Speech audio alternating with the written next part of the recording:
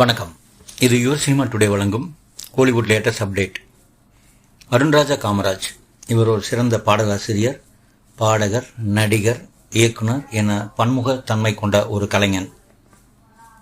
இவர் பீட்சா, காக்கி சட்டை, ஜிகர்தண்டா, தெறி, பென்சில், கபாலி, காதலும் கடந்து போகும் முதலிய பல படங்களுக்கு பாடல் எழுதியிருக்கிறார்.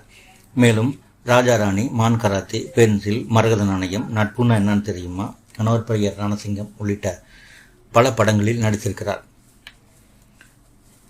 இவர் எழுதிய நெருப்புடா என்கிற பாடல் கபாலி படத்தில் ரஞ்சித் அவர்கள் இயக்கத்தில் வெளியாகி மிகச்சிறந்த வரவேற்பை பெற்றது.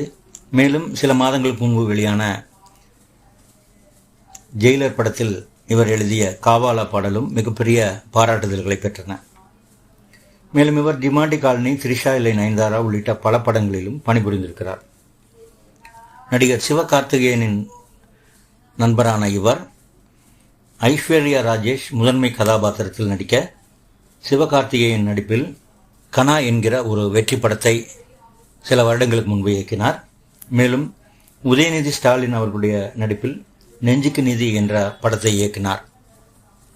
சில மாதங்களுக்கு முன்பு இவர் இயக்கிய லேபிள் என்கிற வெப் சீரிஸ் நடிகர் ஜெய் நடிப்பில் வெளிவந்து மிகப்பெரிய பாராட்டுதல்களை பெற்றது. தற்பொழுது இவர் விஷ்ணு விஷால் நடிக்கும் படம் ஒன்றை இயக்கும் வாய்ப்பை பெற்றிருக்கிறார். ரோமியோ பிக்சர்ஸ் ராகுல் தயாரிப்பில் விஷ்ணு விஷால் நடிப்பில் இவருடைய இயக்கத்தில்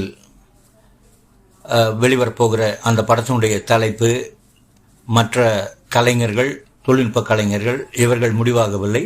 அது குறித்த விவரங்களை சில நாட்களில் அறிவிப்போம் என்று தயாரிப்பு நிறுவனம் கூறியிருக்கிறது.